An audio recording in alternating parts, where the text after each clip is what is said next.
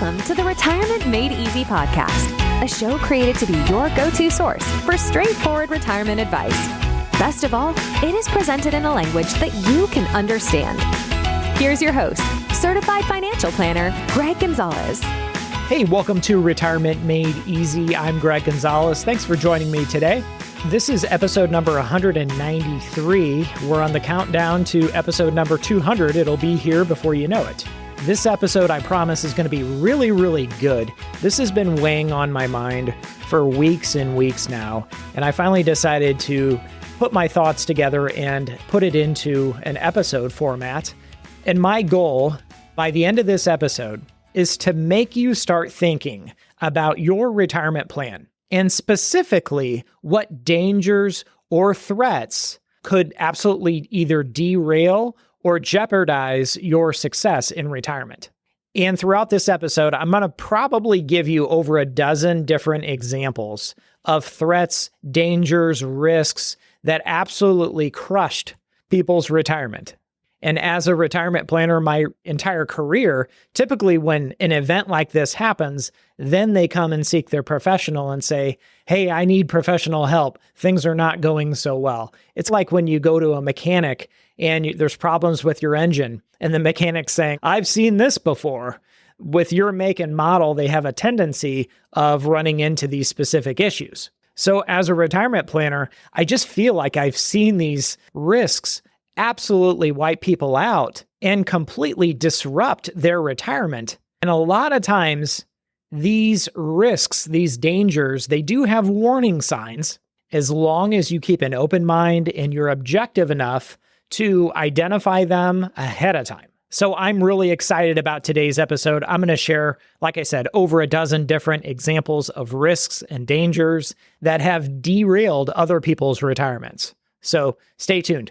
Before we get into today's episode, I wanted to remind listeners they can download all of our free retirement resources at our website, retirestrongfa.com. That's retirestrongfa.com. A lot of listeners have been signing up for those resources like our tax guide, our retirement secret sauce, and our women's guide to retirement, among others. And then I have two announcements. First off is the Retirement Made Easy YouTube channel. It is blowing up. So if you haven't checked that out yet, it's just Retirement Made Easy on YouTube.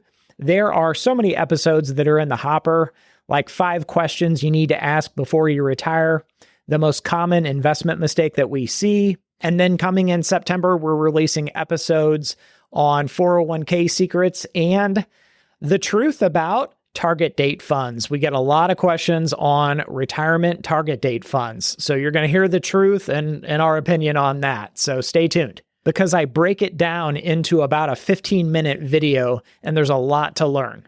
And then lastly, we had a couple people asking, do we work with clients outside of our home state of Missouri? And the answer to that is, of course we do. We work with them in a fiduciary advisory capacity in all 50 states. So if you're interested in reaching out to us and getting a solid game plan for your retirement, you can visit our website, retirestrongfa.com, and just click on Get Started. We've had a lot of listeners reach out, a lot of people from the YouTube channel, Retirement Made Easy, and we really, really appreciate hearing the feedback and all the interest. In fact, we had people from 14 different states reach out this year, not including the state of Missouri, which we're based out of St. Louis, Missouri. All right, that's it for the announcements. Let's get into today's episode, which I'm really, really excited about. The threats, the dangers that can derail your retirement. It's like the trap door of your retirement success. And when I think of trapdoor, I remember I was at a barbecue one time and on the back deck, and I stepped on a rotten board on the deck and my foot went right through. And boy, did it scared me. It really, really startled me. Well, imagine if that was a trapdoor and I would have fallen 10 or 15 feet. That would have not been a pleasant experience. But today I want to challenge you to take a step back and try to look at your retirement plan objectively. And try to identify the areas of risk or threats or dangers that are lingering, that maybe you haven't noticed or you haven't given enough thought to in the past. Now, some of us will have very unique and specific threats to our retirement, And we'll also share some retirement threats. And I'll, of course, go through each and every one of those that are top of mind to me. Now, the first one that jumps out at me is for anybody that has a pension. That is a threat to the success of your retirement. Yes, the pension may be well-funded, well-run today. But what about in 20 years? What will it look like? Let me give you a couple examples. We do retirement workshops in the St. Louis area and have for the past 15 years. I've had people attend these workshops that worked for and retired from companies like United Airlines, US Airways, TWA, Sears, Eastman Kodak. And after being retired, starting their pension and collecting their pension for several years, they all got a letter in the mail that said, hey, pension's not going so well, severely underfunded, and you're going to see a reduction in your monthly pension check. I had one gentleman, I remember, he was getting about $4,500 a month. And after the pension reduction, he was getting like half of that. And he ended up going back to work. So we got to think to ourselves, if something happens to my pension and it gets reduced, how is that going to impact my overall retirement success? And I am never telling anybody, giving anybody specific advice on this podcast because I don't know your situation. But I think it's fair to say there's a lot of people that when they're offered a lump sum pension buyout, they remove that risk from their retirement plan by taking the lump sum pension option where they have control of those funds and they don't ever have to worry about a reduction in their pension check. Now, not everybody has that lump sum option or even a partial lump sum option, but for those that do, it's a serious consideration. Now, one thing I wanted to point out is that your retirement will not go according to plan. That's just the way life works. There's an old saying that says, if you want to hear God laugh, tell him your plans. And it's so true. There's going to be surprises. There's going to be law changes. There's going to be layoffs. There's going to be unexpected health events. There's going to be changes to Social Security in the future. You can count on those. So it's kind of, with retirement planning, it's kind of like preparing for the unexpected. Now, just last week, I was reading an article about homeowners insurance in the state of Illinois, and this was State Farm that was raising premiums 27%. And we all plan on inflation or the cost of living going up. But I don't think anybody planned on their homeowners insurance in Illinois spiking up 27% in a single year. So if you're retired, how would that impact you? Now, if you're living in Illinois and you have State Farm homeowners insurance and your premium went up 27%, your entire monthly spending budget didn't go up 27%. But guess what?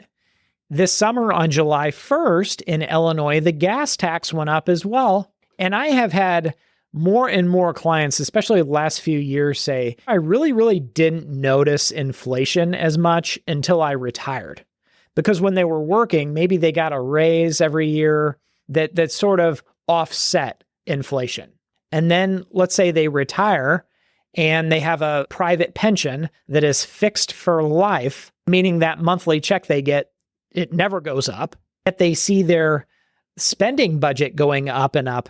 I got an email from a client saying their trash and recycle service went up 40% in a single year. So the threat of inflation is one of the biggest that we all face. And as I keep going through these, I want you to think about your specific situation. What specific retirement threats apply to you? The next one that I keep seeing over and over again, especially this year, I don't know what's going on in 2025, but it's concentrated investment risk. Typically what I mean by this is its company stock is very similar, but it's when somebody has so much of their eggs, so many of their eggs in one basket. Let me give you an example, and I see this all the time. There was a gentleman that I was speaking with a number of years ago. 80% of his retirement savings were in his company stock, either what's called RSUs, restricted stock units, or stock options. And in addition to that, in his 401k, he was investing heavily in company stock. Now, at the time that I spoke with him, I identified this and I mentioned it to him, and he said, well, it's kind of hard to want to sell my company stock when it's trading at $100 a share and projections, it's going to $200 a share. Now, so much of his retirement success was riding on how well that company's stock did. And his argument was, if the stock keeps going up and up like it has been and hits $200 a share, I'll be able to retire in 3 years. But he wasn't thinking, okay, if it's $100 a share today and it goes down to 20, what do I do? I might be working until I'm 80. So oftentimes we want to live in the present and not think about the what ifs. And I get it. When things are going really, really well, it's hard to even imagine the possibility of things going south. But the question here is, if they did go south and in a hurry, especially for anybody listening that has a heavy concentration in company stock, what is that going to do to your retirement plan? If that $100 share stock, company stock, went to $20 a share, what does your retirement picture look like now? What does your employment status look like at that point? They may go through layoffs. And that's another consideration. Okay, thinking about where you are, let's say you're 5 years away from retirement. What if you experienced a layoff? How would that impact your path to retirement? And in my opinion, you can say what you want. You may have a different opinion, but of course, I believe firmly, based on the experience of what I do for a living, the people that I work with and serve, our clients and prospective clients, there is age discrimination in this country. At 60 years old, you go through a layoff and you want to work 5 more years. You plan on working 5 more years. With all that experience, and let's say you were at your peak earning years, try finding a position that is not going to discriminate based on your age. I would say it's difficult in a lot of instances. Now, next, this is just from me to you. When we're doing retirement plans for folks at our firm, Retire Strong Financial Advisors, we generally don't like to plan on inheritances and part-time work.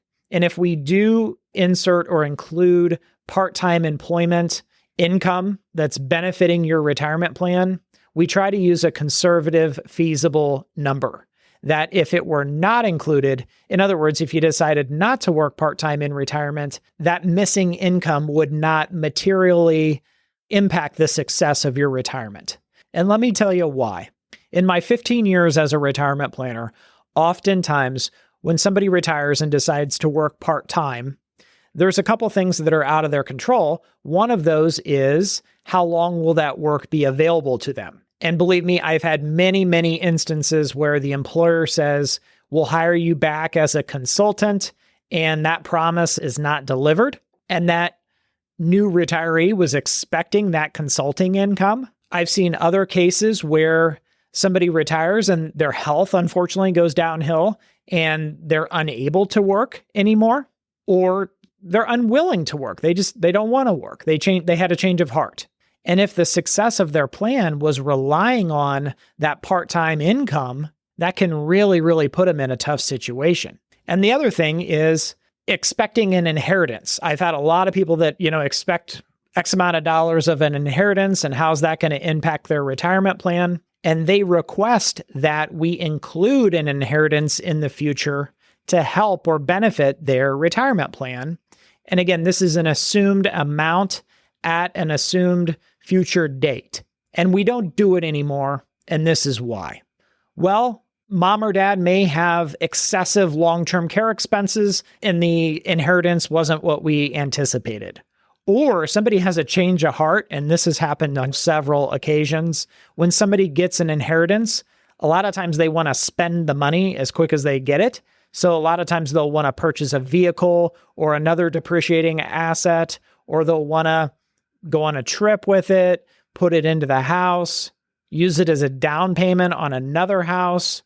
And I will say a lot of times, not always, but when people inherit money, for some people, it's like winning the lottery, and it finds a home really, really quickly. So I would prefer not to include it in your retirement plan if you can avoid it. And a funny story, this has been a couple of years ago, but I was having a quick conversation with someone that got an unexpected inheritance from an aunt or uncle, I forget.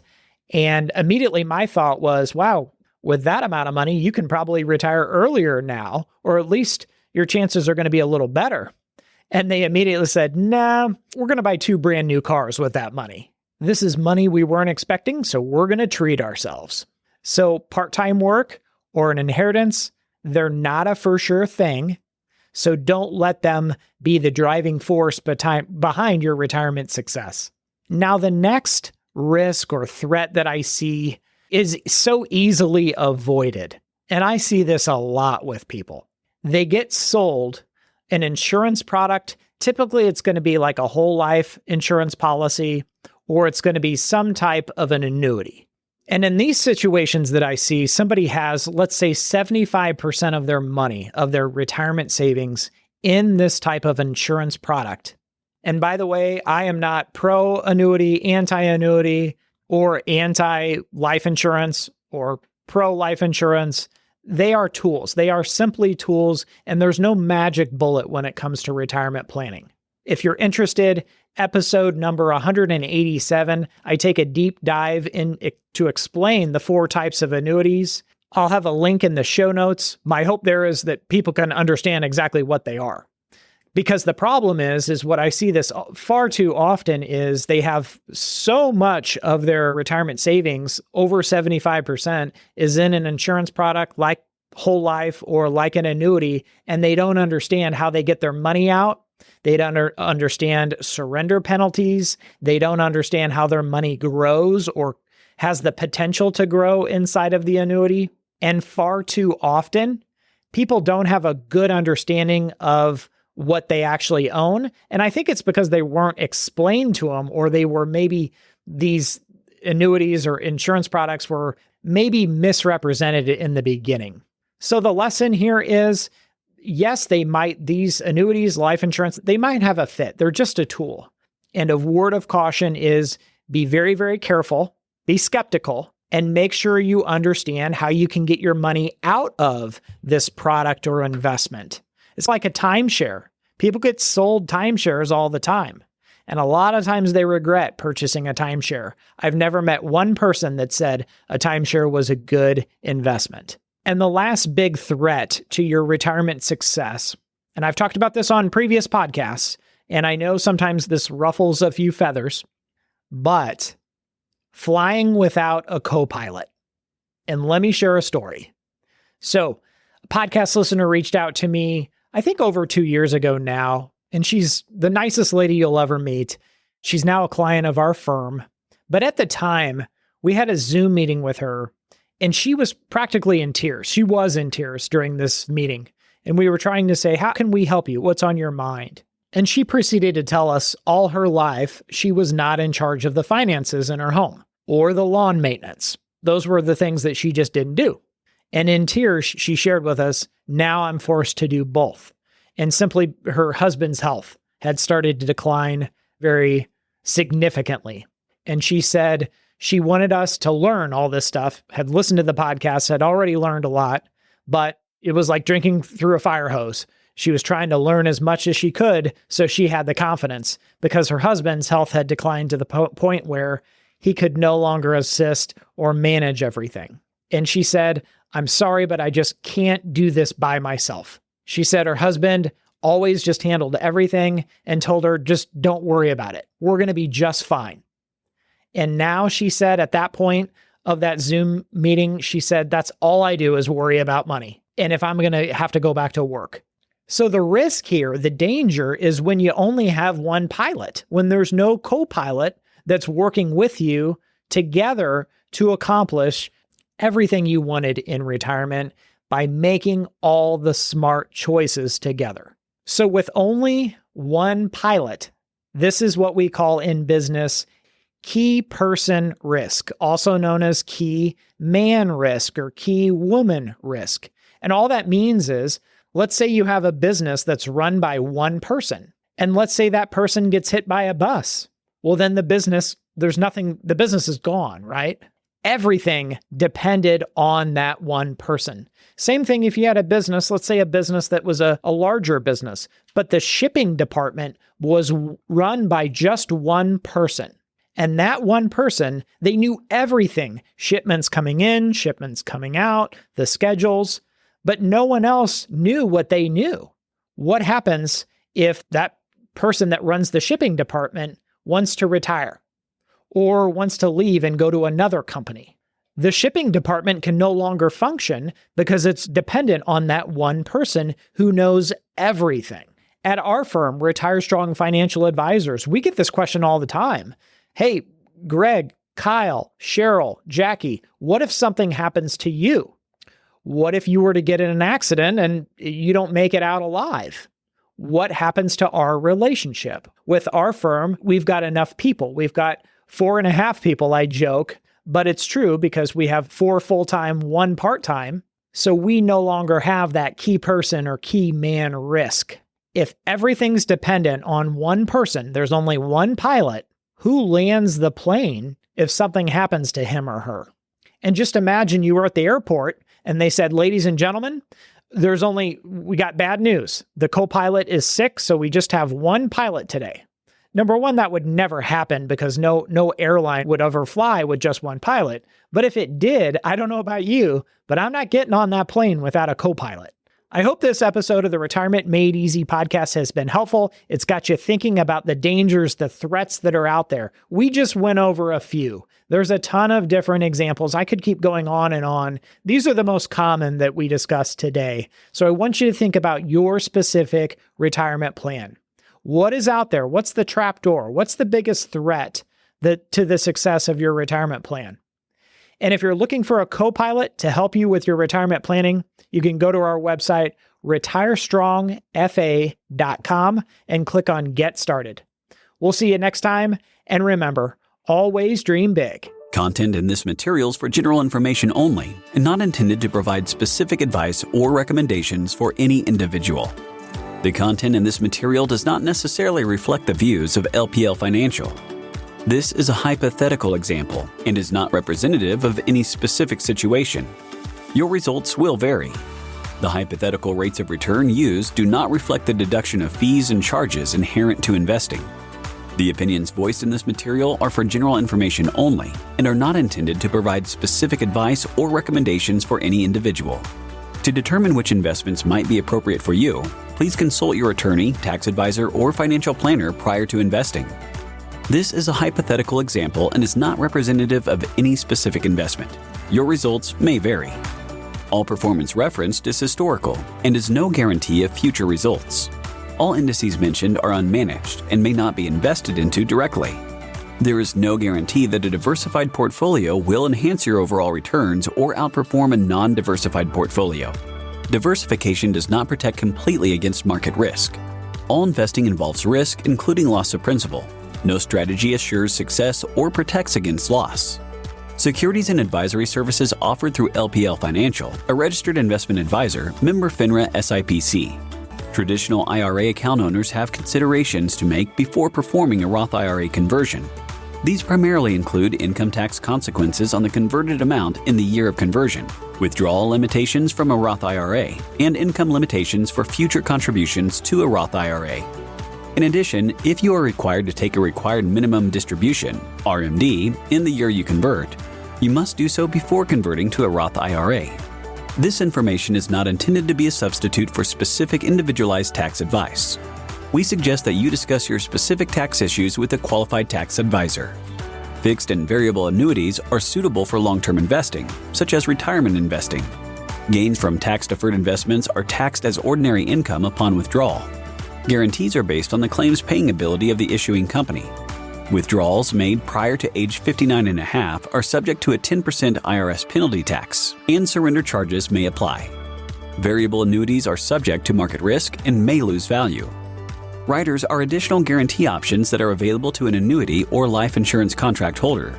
While some riders are part of an existing contract, many others may carry additional fees, charges, and restrictions, and the policyholder should review their contract before purchasing.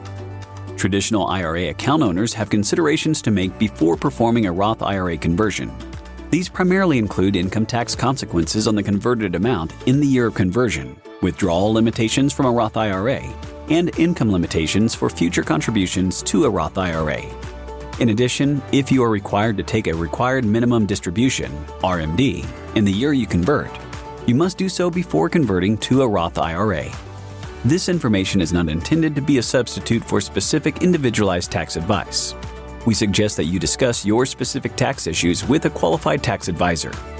Retire Strong Financial Advisors and LPL Financial are not endorsed by or affiliated with the United States Social Security Administration or any government agency. Retire Strong Financial Advisors and LPL Financial are not endorsed by or affiliated with the U.S. Centers for Medicare and Medicaid Services or any government agency. Thank you for listening to the show today.